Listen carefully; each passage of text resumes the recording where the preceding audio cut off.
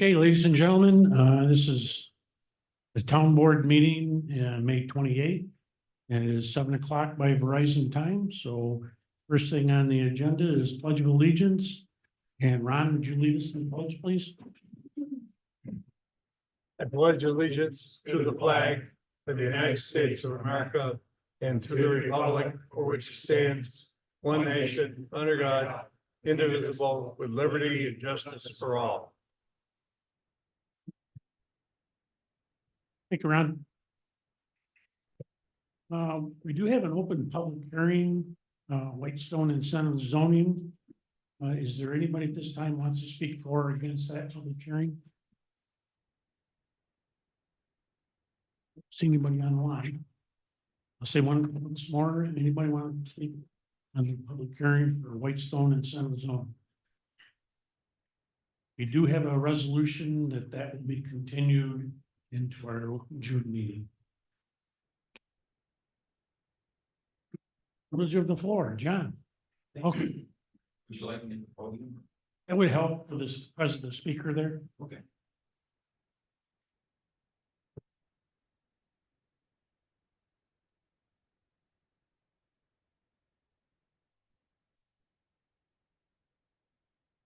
Thank you.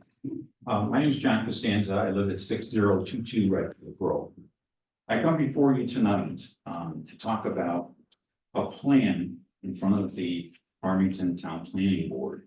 Mr. Heminger, when we talked with him at the meeting, has said numerous times that his committee doesn't talk to you. So I want to make sure, and he said it on public record, so I want to make sure that you hear the same arguments that we presented to the planning board.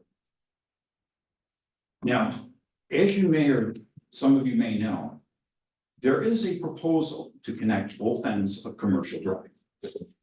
And you'll be getting into this in the next probably few weeks. So this is more of a kickoff, and hopefully, tonight you'll look at some of the points that I'm going to make. Now, 30 years ago, and I know the town, Mr. Heminger had talked a lot about, it was in the plans. It was in the plans. Well, yes, it was in the plans when Farmington was commercial, and that whole area for Redfield Drive was commercial. Now, it doesn't make any sense to build a road that's 50 feet away from our backyards that will carry heavy truck traffic. As you know, trucks, they're 70 feet long, they weigh 80,000 pounds full. If one of those trucks either flips, jacks, or the trailer goes one way and the cab goes the other way, people at Redfield Drive, especially mine, we're gonna get all the mess. So that, I don't think, is really the best, the best reason for you guys to have a road. I think, when you look at this, I think the guiding principle is you guys have to take into consideration, and I know you do, but I think it bears repeating, that you have to take in the health, welfare, and safety of all the residents. What is on the town planning board doesn't fit any of those. Also, by welfare, I'm also talking about financial welfare. Now, there's a house farther down from us, 6004. The real estate guy that's selling the house came to the town planning board meeting, and he said he had offers. But when people found out, you're gonna put a road in your backyard and you're gonna have big trucks, it's gonna be a shortcut to get behind your trucks. People withdrew their offer. There was a house across the street that sold, and the people sat at the town planning board meeting. If they had known that this was on the books, they never would have bought. So you can see people looking at this don't think it's a very good idea. Now, what is, part of my job here tonight is to also offer solutions. I'm not gonna be that guy that says not in my backyard, because even though it is in my backyard, I think, there are some viable solutions here. Number one, I talked to the planning board meeting, and we don't have the map here, but I think probably you guys know where this roadway is. And I said, well, if you really have to build this. I mean, if this makes a difference in the town of Farmington, move it to the left. It's a natural curve. Instead of having two S curves down where we are, where big trucks can't navigate it, it's gonna be tough for the DPW to maintain it. It's dangerous for even cars as well as big trucks. The only benefactor that's going to really benefit from this is FedEx. They're right across the street from Commercial Drive, and you know as well as I do, big trucks, and it's gonna be a clear and present danger to the residents as it goes through. I would like to invite each and every one of you, because I think it's important not to be behind a desk and look at a map. I think you've gotta come out to the site. You've gotta actually look at it and see how dangerous it is. And I would welcome you. I promise if you come, give me a call if you'd like to look. I won't do any politicking. I'll just let you make your own decisions, because you'll see where the road is staked out. And I doubt any one of you would put your family in that type of danger. I just don't see that. I don't see a responsible person putting their family in that kind of danger. So I'd like to sum it up with some benefits where, yes, I give you an alternative, go to the left, but also give you, John? Yeah. Just for everybody, go to the left means go to the west. yes, go to the west, yes, correct. So here are the benefits of not putting a road in. I know it's on the plans, I know people want to do it, but remember, we've got a different situation than we had 30 years ago. The benefits would be, there would be no air pollution from big trucks. There would be no noise pollution from big trucks. There would be no air brakes that people are going to hear. I mean, the last thing you want to hear, you're in bed at 11 o'clock at night, air brakes going on. It keeps, my proposal keeps commercial, residential. Many of us, this is the house we've been saving for. This is the one we're probably going to end our lives at. And if you put this road in, as the real estate guy said, there's going to be no value. My house is worthless. He can't sell the house he has because people are saying, we don't want this in our backyard. And I gave you the alternative of going around the other way. So at least you have two things that you can consider. I think also there would be no effect on the environment. Habitats for animals will be preserved because we look out our back windows and wintertime, we see deer going through there. I mean, it's exciting to see that there's wildlife back in that area. Green space is going to be preserved. You won't have to go in with bulldozers. In your current plan, what will happen is, I read in the town guide that the road has to be, I believe it's 6 or 8 feet up from the highest point. Well, if you look at that, and I'm sitting on my back porch, I'm going to see something 14 feet tall and trucks going down through there. And if those trucks tip, we're done. I mean, that's got to be one of your concerns. It's a safety concern for each of the residents. And not just me, it's all the residents all the way along. If the cab and the trailer go different ways, they're going to be in our living rooms, in our kitchens, and in our bedrooms. I mean, it's just not a good proposal. John, I think that 8 foot was brought up in the planning board by a resident, and I don't think it was confirmed by the engineers for the solar farm, but it's something the planning board can look at. Okay.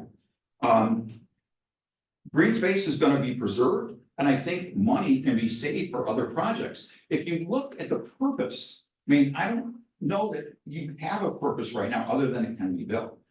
The businesses at the north end don't need it. They've got plenty of space. The businesses at the south end, they've got plenty of space. If you drive in and take a look, big trucks can get in and out of there with no problem. So why would you want to? Because there's no businesses where this road's going to be. Why would you want to put a road there? Put streetlights and sidewalks? When a bad idea is bad from the beginning, why make it worse? It's the old Sarah Palin thing, but lifts the kind of pig, but still a pig. And I'm not saying that to be smart, that's what I'm just saying. it doesn't look good, you know, what we're trying to do. I think, you know, just in summation, I think you guys, again, and I can't say this, and this is important enough, I'm a teacher by trade, and I've always used this, you know, with my students and their parents. Just because you can do it, does it mean you should? And I think you have to look, again, at the health, welfare, and safety of each member of Redfield Drive, because it affects all of Redfield Drive, not just the people behind it that it directly affects, but all of Redfield Drive. They'll get that noise pollution, they'll get air pollution. Traffic. I mean, FedEx trucks are gonna be going through there, I mean, all hours of the day. I mean, if you go into FedEx right now, I mean, you can count probably 50 trucks out there. So you've got those 50 trucks that are gonna be going back and forth, we don't know how many times. And probably the employees to get to FedEx, when FedEx can go right down to 96. I mean, they got a straight shot at it coming out of their driveway. They don't need a shortcut. There are plenty of ways, and plus there's a traffic signal down at the other end. If you go out at the north end of Redfield Drive, there's a blind curve there, and there would be no light. I mean, it would be a traffic hazard probably, because right now people are not looking, they just pretty much go around, but there's no excuse, but still, it's a dangerous place to put a road, especially if there's no traffic. So, I thank you for the opportunity to speak in front of you. I hope you will go with those guiding principles, you know, it's do the health, welfare, and safety, and not only just the welfare of the people, but the financial welfare. If the people can't sell their houses, they've lost their investments. That's huge. For all of us, we saved for this last house. And this is the one, kind of like our crown jewel. We built it ourselves, we picked it ourselves. And all of a sudden, it's going to be destroyed by a 30-year plan. It just doesn't make sense. Why do you want to get rid of green space? Why do you want to put something out there that's just not right? It serves no one but FedEx any purpose. Thank you. Thank you. Well, thank you.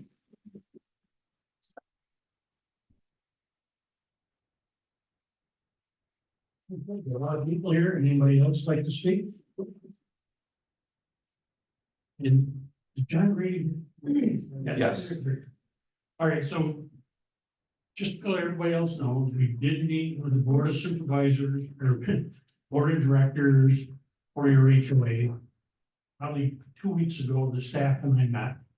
And then John contacted us and came in again with the staff and myself with an alternate plan, maybe trying to move the road to the west.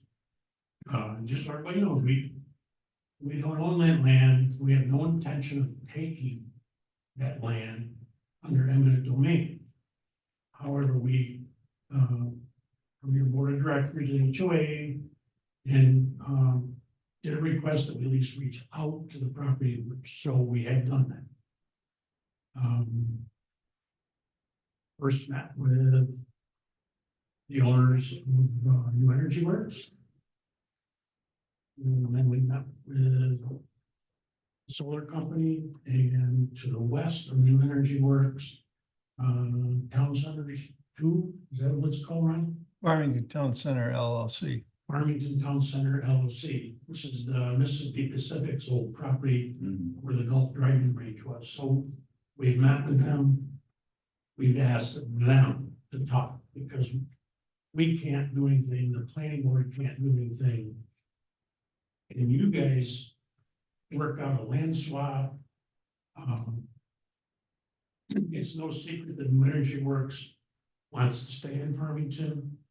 Their 10-20-year plan, they want to expand.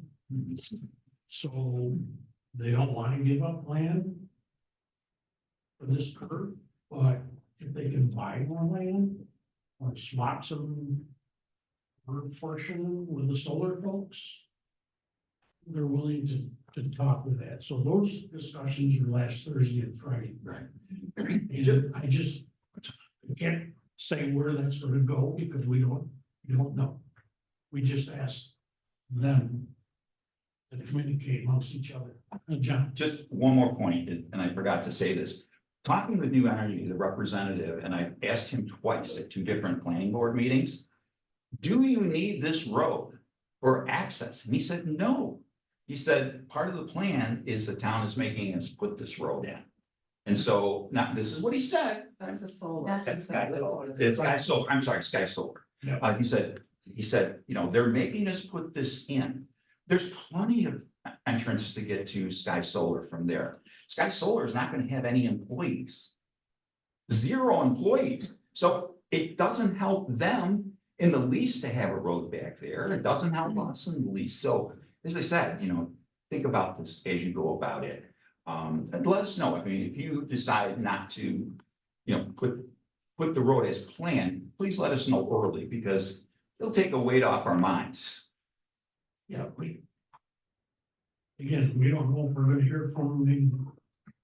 Maybe there is some land swap gonna be approved, maybe not. Besides 1999, just for the history of the 50-foot section of the road. In 2015, when your phase 2 of Redfield Grove was approved. The developer and the landowner, part of the agreement. To approve the rezoning was to get us an additional 10 foot. To make it a 60-foot road right away. So, you know, it's not only going back to 1999, but as recent as 2015, before you went and bought a house. The property owner and the developer knew that they had to give us an additional 10 foot as part of the rezone. Just so you know that. That was never disclosed to us.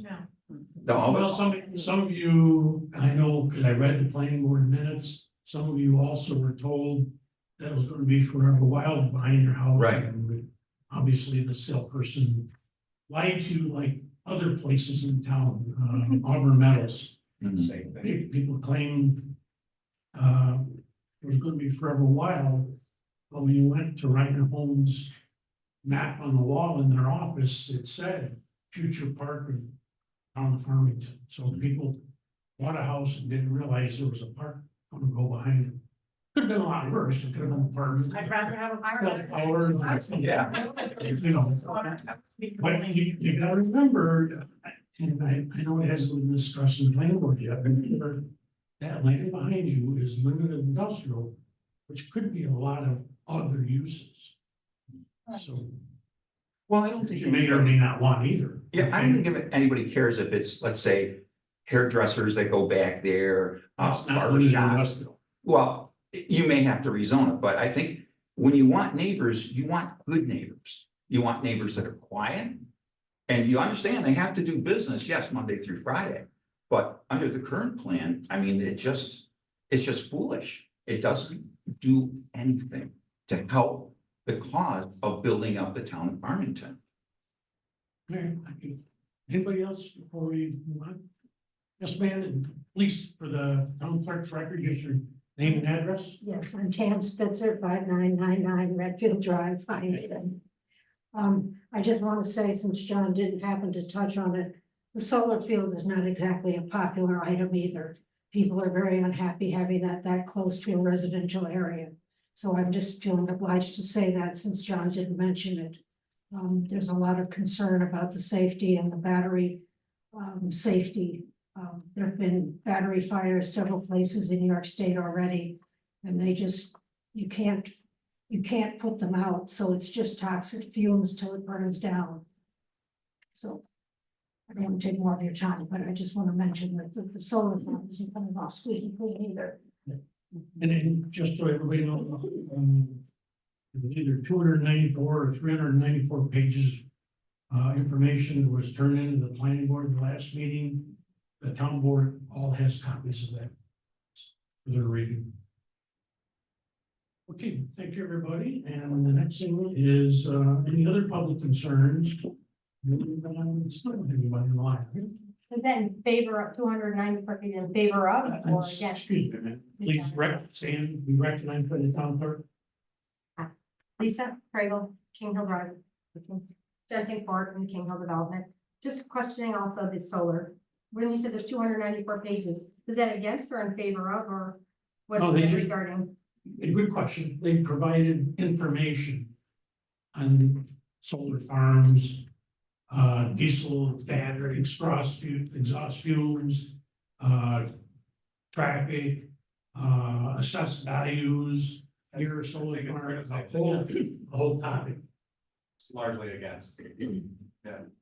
I was. Majority of the information was tilted towards against.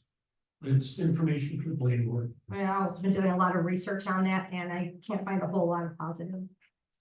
Yeah, I'm just hoping you touch on that as well. Thank you. Yep, just so you know, there's a solar farm that the planning board went through couple years ago on the corner of Young Mills and Fox Road. Yep. It's much larger than this particular site. It is a nice one. Esther, you first. Bill Joe, 5976 Redfield. I'm also an electrical inspector. And I'm one of the largest inspectors on solar power in the state of New York. I have put over 500 million watts online. This is the first battery powered solar station under 5 megawatts that I've seen. Usually when there is a battery storage system on site, it is dedicated to a business that sits right on top of it, to benefit from the nighttime resurge back into the system. I don't see any business that's going to benefit directly from a battery storage. If there ever is a fire, most fire companies in the state of New York will let it burn because you cannot put out a fire that creates its own oxygen. And it is very toxic. They lock the gate, they let it burn down, they shut the power down, that's all they can do, and then they rebuild it. My living that close to a battery bank concerns me. Usually they are a dedicated item for a business that's keeping a business UPS system going all night. The money breaking, the people that I see developing solar power at the 5 megawatt size, that's where they start to make money selling kilowatts back to the system. We all know that solar power is higher than regular generated power, so we're not going to benefit from it. So if this is a 1.72 size megawatt system, where's phase 2? Where are they going to bring this up to the minimum 5 megawatt to make any money that we don't know about yet? Is there a phase 2 that's somewhere down the road that we know on the rest of that land that's over there? There is. That's the no- question that I have as a professional inspector and this stuff. Thank you. There's no plans to expand any further in the land they currently have purchased. Was a question over here? I was just gonna ask Yes, ma'am. Lorraine McConnell, 6012 Redfield. I was just gonna ask, do we know when this, if the has the solar plant been approved by the town? I mean, so is it for sure that they're gonna build that? No, the planning board process takes months. And the planning board chairperson is here, Okay, but from everything I've read so far in the minutes, they're only in the environmental gathering portion okay, of the plan. So they're months out before Okay. any kind of approval. so they purchased this property with that in mind, and then I understood that it was part of the agreement when they purchased the land that they had to put the road in, so they're budgeting their budget for putting this road in and everything, so does that mean that if you didn't approve the solar situation, that they would just either sell the property or they would build something else or something, come up with idea number 2 or something? Yeah, I mean, we don't know, normally places put a purchase offer in pending approval, planning board or zoning board processes. Right, But I see there is a for sale sign there now, or sold sign now, so. I haven't talked with the owners, that are proposing the solar farm. But if they purchase the property, and the planning board turns it down, yeah, they gotta resell it or whatever. well, that'd be their problem, not your problem, but Correct. yeah. So, okay, well then, I think that just lets us all know that this is still. I mean, this is what they want to do with the property, but nothing's been approved, so. And how does the town of Farmington feel about a solar plant or solar farm? It's zoned like limited industrial, it's zoned for solar and a whole bunch of other uses. So that's why it's in front of the planning board. In the back, please. Deborah Ramsberger, 6003 Redfield Drive. You mentioned that there's a solar farm, someplace, outside Yellow Mills. Yeah, east side of town. Okay, is there a lot of residential property, housing developments of any type? That particular one, there's not. Okay, so then my question would be, we know that solar farm fires are toxic. There was an article I just read that was near Lake Ontario. There was a fire. Governor Hochul had to get involved when it occurred to, do possibly evacuation. They didn't have to do it. Not only is Redfield townhouses there, we have many right behind me. I don't live on the side with the Forever Wild.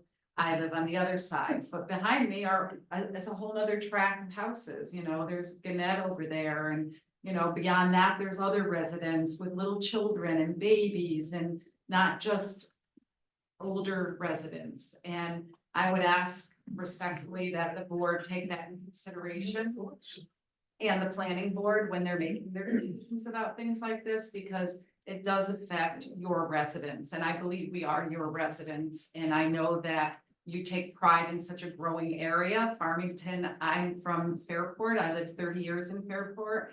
It was hard for me to leave Fairport. I chose to leave Fairport as a widow and build this house to be my forever home. And I decided on Farmington because it was up and coming and growing.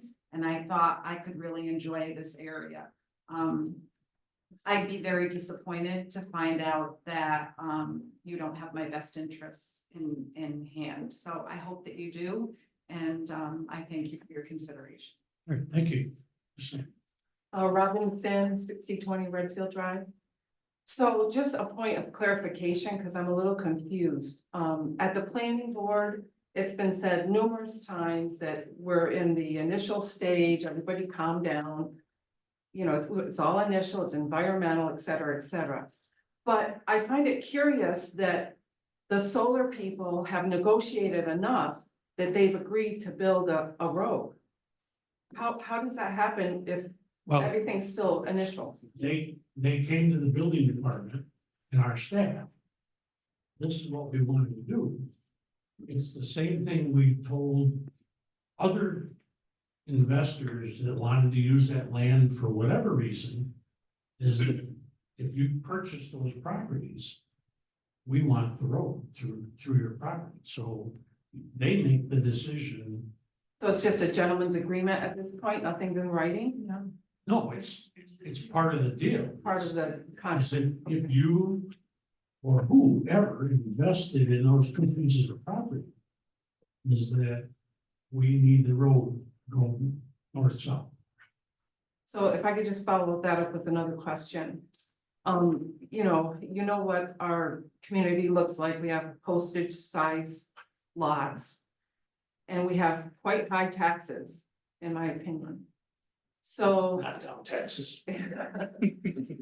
but the question is though, for the town, what if and the real estate gentleman was here at the last planning meeting, and he was very clear that prices are gonna go down. So the expectation, and I'm one of the ones that I'm right next to John, so the road is literally right there. So I know it's gotta go down. Nobody's gonna pay what we paid for it, no way. So are you taking that into consideration that these are some really pretty solid tax bases that are all gonna go down? Again, that's speculative at the most. Yeah, I trust the real The estate guy. way the real estate market is in Farmington, Victor, and Canandaigua. I don't see the prices as low as what you paid for. Maybe. Right now, there's, I think, one house out there on Redfield Road for sale, it's around 390, 400,000. Mhm. But most of you paid between 250 and 380 on your houses. So just from looking at the county, Yeah, the problem is they can't seem to sell it. It's the problem. I doubt that very much. It's down the road. Anyway, like everybody else, I certainly hope that you take into consideration the way we actually feel about it. I mean, I know emotion is emotion and you guys have jobs to do. I get that, but I really hope and pray that some of you take John up on his offer to go and actually see it. Because actually seeing where that road's going, there's no easement, there's nothing. It's the bush at the end of our property, which is limited, and then the road. And I think if you could all see it, I think you might have a little more compassion for what we're trying to present. Thank you. Yes, ma'am. Sue Willard, 6011 Redfield. And I kind of want to know, as she mentioned, you know, what's in it for us as residents? We're not going to get lower power. Our taxes aren't going down. The value of the house, I paid $479 for my house. And now it's worth $389. Oh my. I doubt that, but It's true. Not true. It's true. I mean, we started looking up values and stuff once we heard about all this, and that's the value of my house. Now I'm gonna die there, so I don't really care, right? It's going to, you know, my beneficiaries, but what's in it for us? You're putting a horrible road, a fire hazard right adjacent, not, you know, a mile and a half away, adjacent to our homes. What's in it for us? How are you going to make this palatable to us? thank you. Anybody else? Yes, sir, you're back. Yeah, Hinkley, 5998 Redfield Drive. You keep referring back to the solar panels that are out in Yellow Mills. It's huge. If anybody's been by there, you should go out and look. It's in the middle of the country, in the county, in the country. I have never personally seen a solar field this close to a residential area, ever. They're always in the country. There's farmers that sell their land because they want to recuperate some money that they're losing through farming. And they're mostly way out in the country, away from everything. That's my concern, is it's really too close to residential area. And not only that, but you have the racetrack over here. There's no way, if there's a fire and the wind's out of the west, that they're gonna be able to evacuate all the horses that are over there in all the barns. And that's what they would have to do. Thank you, sir. Thank you. Mhm. All right, we're going to, yes, yes. Sorry, just a historical curiosity.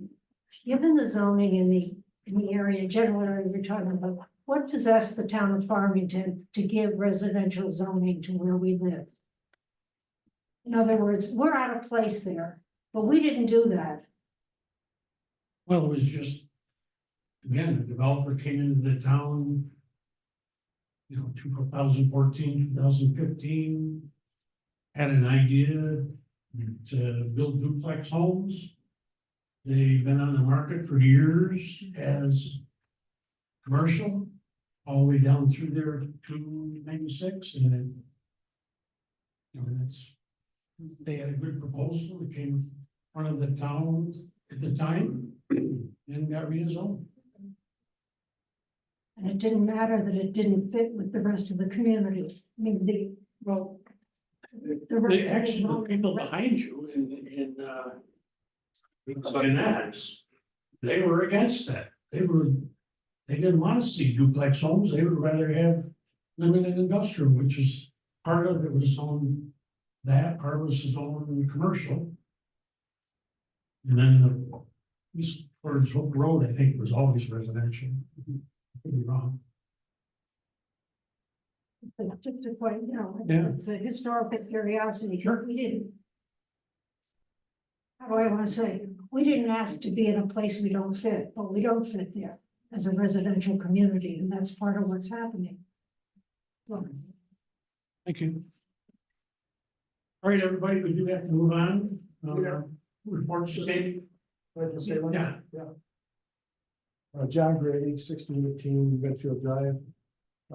You've heard me many times, maybe too much, but in any case, regarding the incentive zoning that was changed for Redfield Grove. I just want to make my opinion known to the board that it's necessary, now that you made that change, that you consider that change in any future work you allowed in the lands next to it. You can't just say it's limited industrial, so that's what we're gonna do. We're gonna put a solar field in, we're gonna put a road in. You changed the master plan. And this project didn't take that into consideration. And that's what's necessary. That will solve everything if you consider what's happening by putting a solar field and a road that is right up to our property lines in that area. The master plan might have been nice when they did it, but you changed it. You need to consider that. All right, thank you. That's a great point.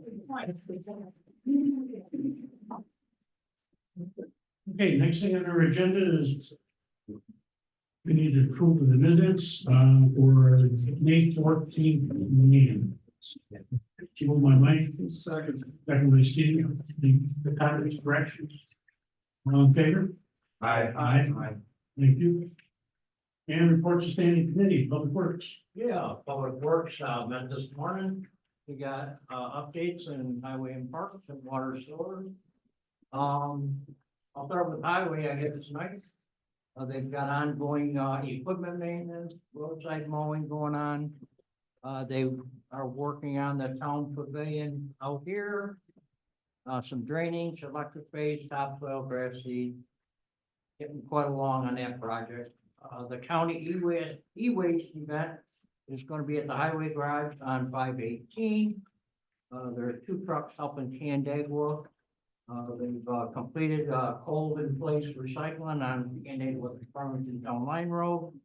They worked on public areas on Canandaigua time parking areas and Canandaigua Farmington Town Line Road also.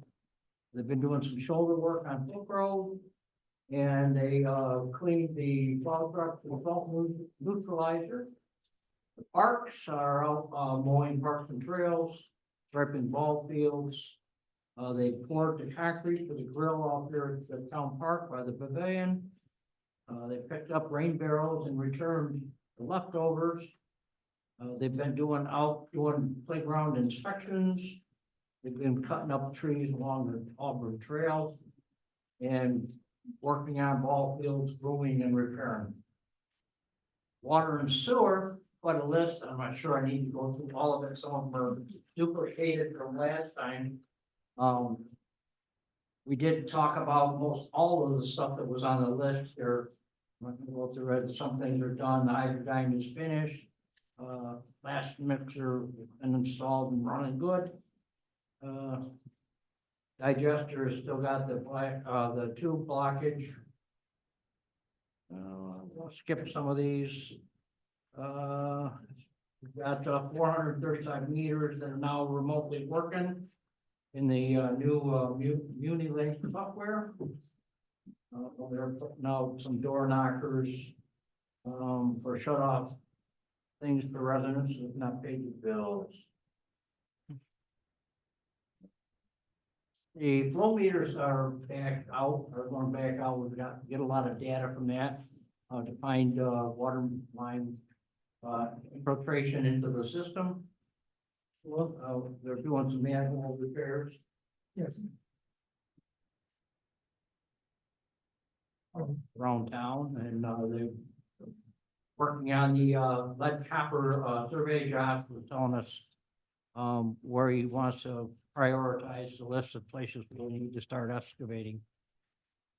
I think that's pretty much most of it. I think that the two resolutions, we can talk about them if we need to when time comes. Everything's online, you can see the list.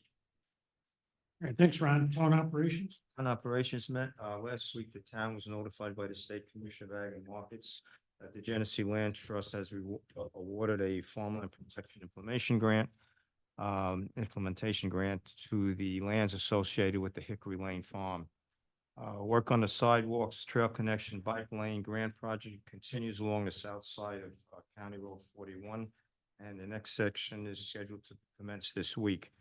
There are 12 sub areas where these pedestrian improvements will be made by October 31st of this year. The town board, we had a workshop last week with town staff and applicants for the Whitestone Incentive Rezoning application. To refine their list and our list on set up for the next town board meeting. Public hearing on this rezoning will be continued tonight to the June 11th meeting. We also have another Ag Advisory Committee meeting June 20th on a Thursday at 6:30.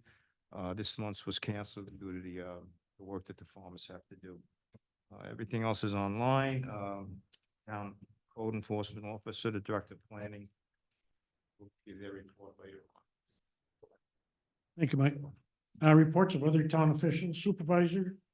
For those who don't know, each town supervisor and a couple of supervisors from the two cities, they're on the board of supervisors at the county level. We have a voting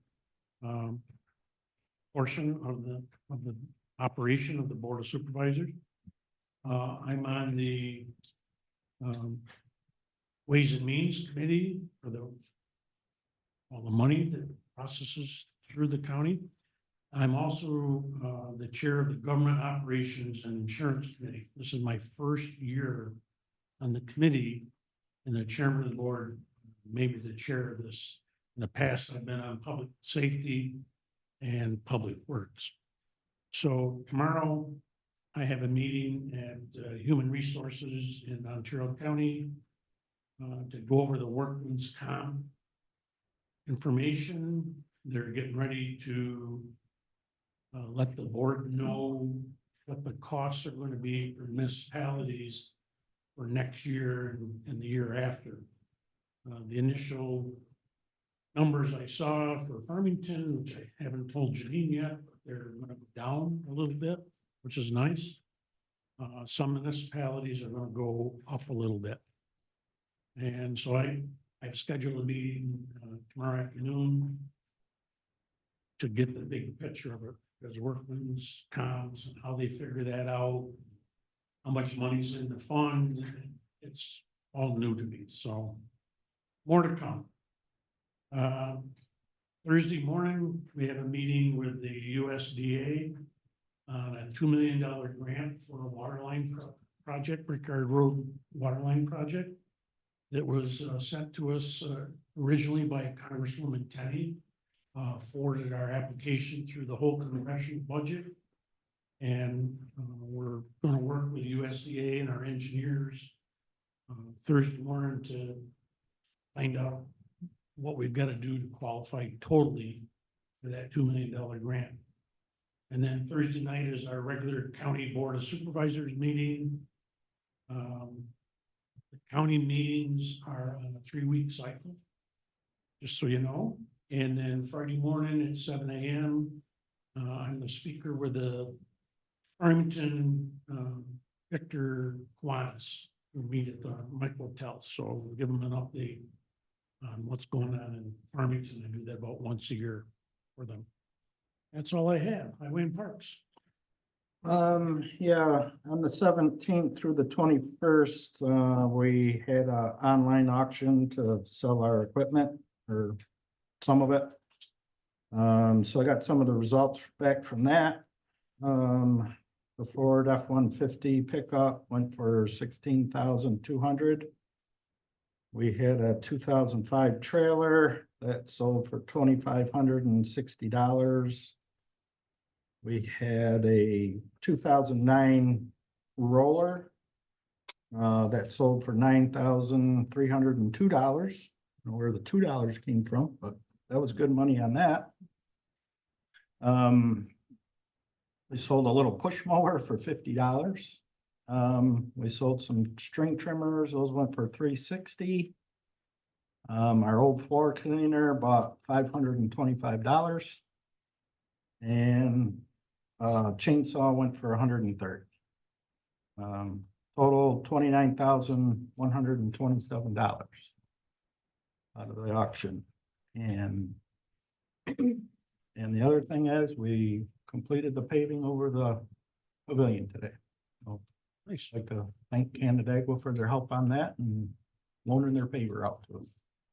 It worked out good. The towns share assets. We supply trucks to towns when they're doing road projects, and in this case, the town of Canandaigua supplied a paver for us for the small spot we were doing around our new pavilion over here. So, yeah, we do appreciate it. Yeah. So in turn, I have to stripe a parking lot for Stripe apart. All right. Sounds like a good deal to me. it. Sounds like a great trade-off. Yeah. So that's all I have. Thanks, Tim. Town clerk?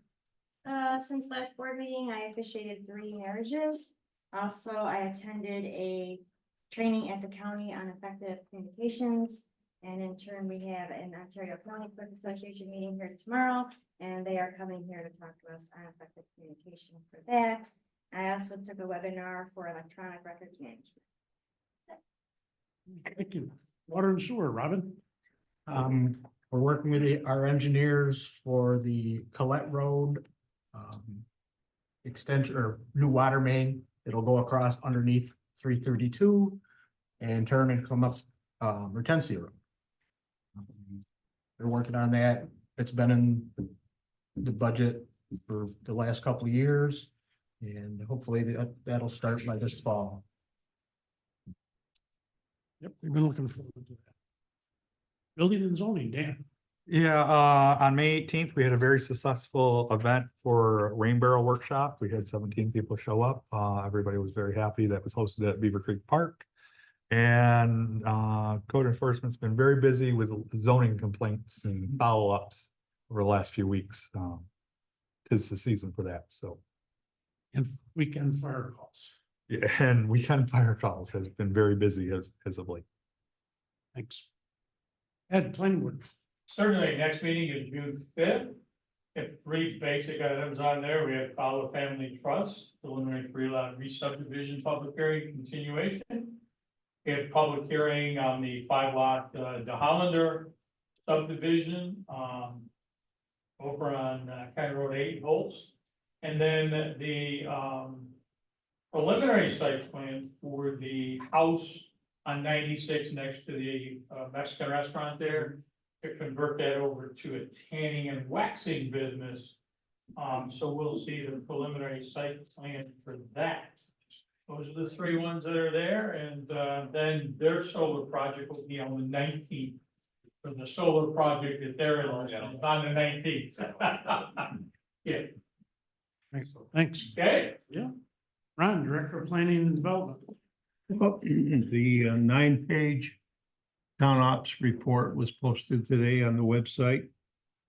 Gives you an update on all the resolutions tonight, as well as the status on all the 28 projects under review, including the solar farm.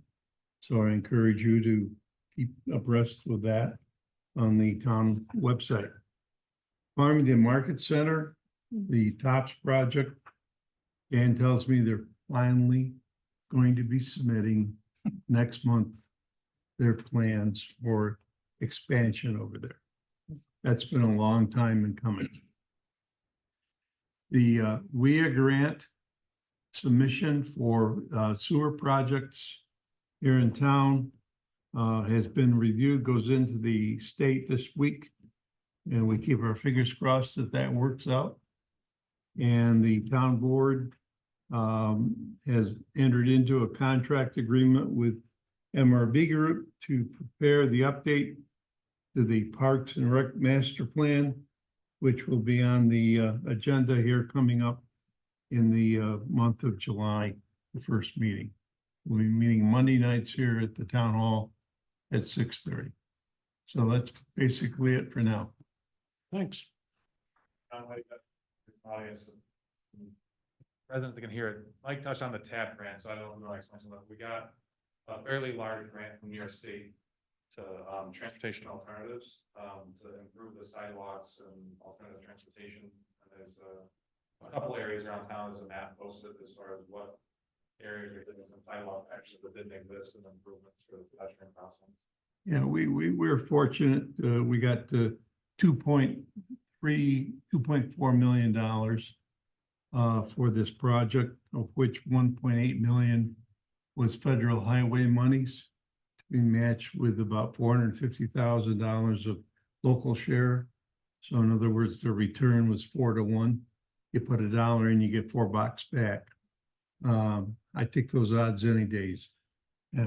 The project envisions 17,000 linear feet of sidewalk to be infilled within the areas where it's missing. And it also includes a pedestrian bicycle bridge crossing of Beaver Creek over on 41, a trail connection to the Auburn Trail over there behind the Hathaway's Corners project. And it sets the tone, if you will, for completing the final second phase of the comprehensive sidewalk master plan. Thanks, Ron. Thanks for bringing that up, Nate. Town engineer, Bill is normally with us. He's under the weather today, and with that, I sent him an email today and gave him about 6 things I wanted answers for. So that'll teach you for not coming to our meeting at 7 o'clock this morning or tonight. We're trying to make him feel better, not worse. Yeah. I gave him more work. Assessor catches like every other meeting with us. Tonight is actually Board of Assessment review down the hallway. So they're busy there tonight. Recreation, they meet once in a while with us. It's more like the director of recreation gives us a report, and we publish that locally. We're in the process of hiring all the summer help kids and young adults for summer rec this summer, which starts just before 4th of July weekend and goes through almost the end of August, 6 weeks. Agriculture Advisory Committee, welcome. Rain delay today, that's farmers. As the board is aware, the main focus of our committee so far this year has been the Agricultural Protection Overlay District proposal.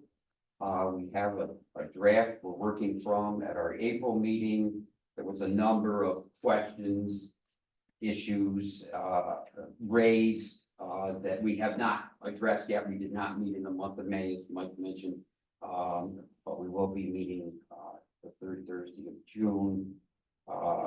The questions revolve around definitions, procedures, how the plan plays out as we go forward. So there's still a lot of work to be done, and that's where we're spending our time.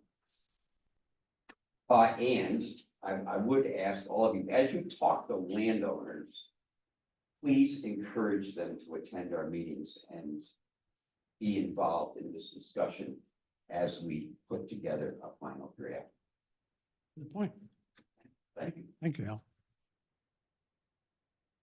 Communications are on file. Reports and minutes are on file, and then we'll go into resolutions. First one is resolution appointing Matthew DeMarco to the Conservation Board for a term beginning May 29th, 2024 and expiring December 31st, 2024. I think moved by Mike, second by Steve, and this is, I think, like a 2 or 3 year appointment, but he's filling current vacancy, so that's why it ends at this year. Any questions? All in favor? Aye. Aye. Two is a confirming resolution authorizing the town supervisor to sign a proposal with Terracon for special inspection services for Redfield Grove tank project at a cost not to exceed $66,640. Second. Motion by Ron, second by Nate. Any questions on that? That's for the Brickyard Road project. All in favor? Aye. Three is a resolution authorizing the payment of $300,000 to New York Power Authority towards our LED lighting project. So moved. Second. Motion by Steve, second by Mike. We converted almost all the streetlights in town over the last 2.5 years. With the New York Power Authority as the manager of it. So we are making this $300,000 down payment towards the overall cost. And then the balance of it is paid over 6 or 7 years to pay off the cost of that. All in favor? Aye. Four is a resolution accepting final reports for Mango Bar, the Justice Courts, and the Town Clerk Receiver of Taxes, the 2023 year-end results. So moved. Motion by Mike, second by Ron. We've already approved the water and sewer in the town audits. These are for the Justice Courts and the Town Clerk. All in favor? Aye. Aye.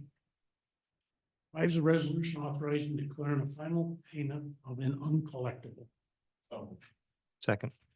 Motion by Nate, second by Mike.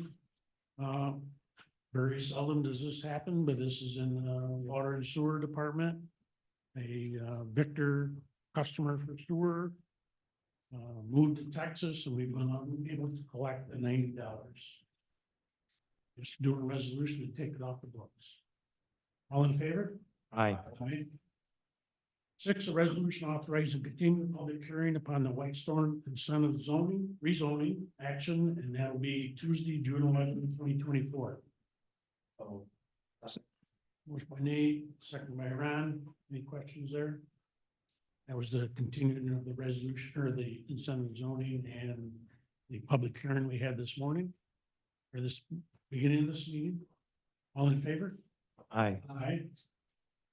Seven is a resolution authorizing the budget amendment, transferring money from contingent to contractual programs for our seniors in the amount of $100. So moved. Second. Motion by Mike, second by Steve. In 2024, I cut their budget by $50 because they hadn't spent the money, and now they spend a little bit more than that, so we put $100 back in. To get them through the end of the year.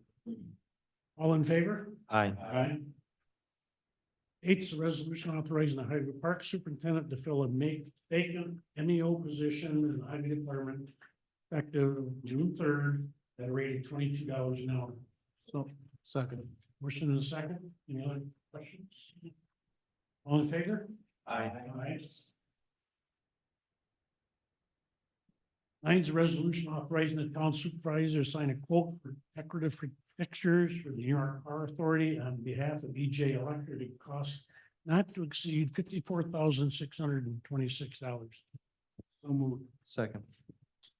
So what we've done here is our developers are having a hard time finding standard light fixture that we want in the subdivision, so we went back out to New York Power Authority and said, hey, if I buy X many, how much would it cost, and, you know, how many would we have to buy?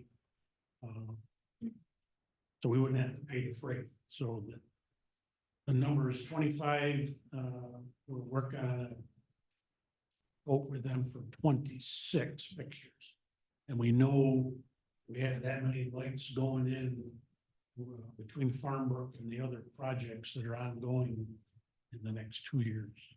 So that basically the developer, the contractor will reimburse the town for the cost of those fixtures.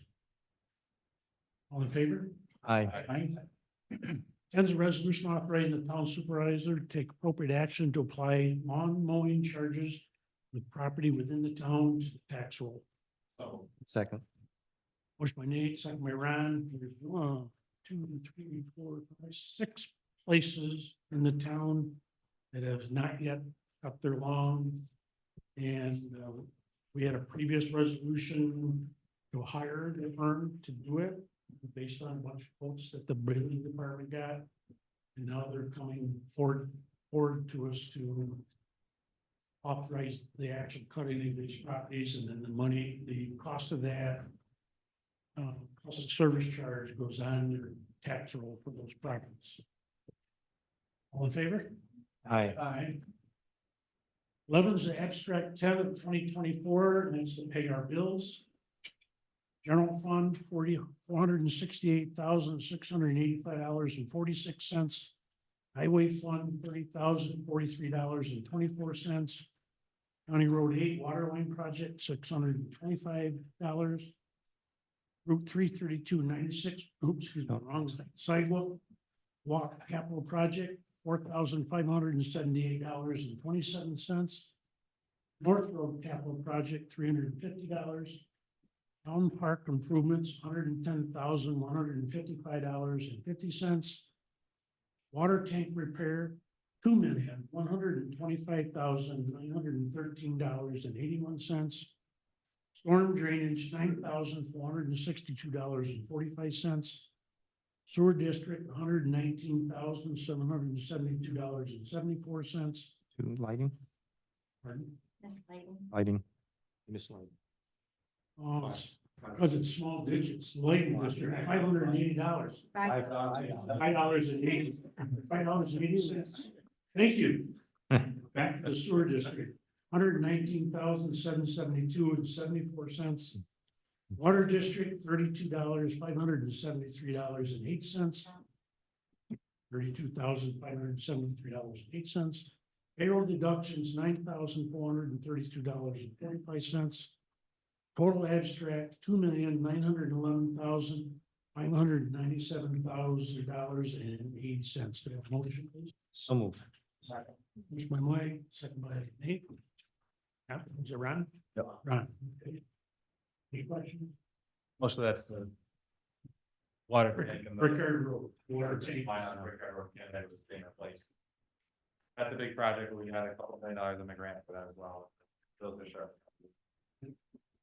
And we haven't been repaid for the FC or any of the stuff. Get out of it. Keeping our fingers crossed. All in favor? Aye. Nothing for discussion, nothing for the rule, nothing for such. Motion to adjourn? One more quick question on the water situation. I know a little while back, we had a couple notices in the mail periodically about some type of contaminant that was in the drinking water. Aileen, I can't tell you what it was, but. DHMs or TMH? DHS, yeah. So actually, Friday or so, you guys shared the information for the latest. They're done quarterly. We do monthly samples at 4 locations for chloroform contamination in the system. That's a month. And it's the Northeast.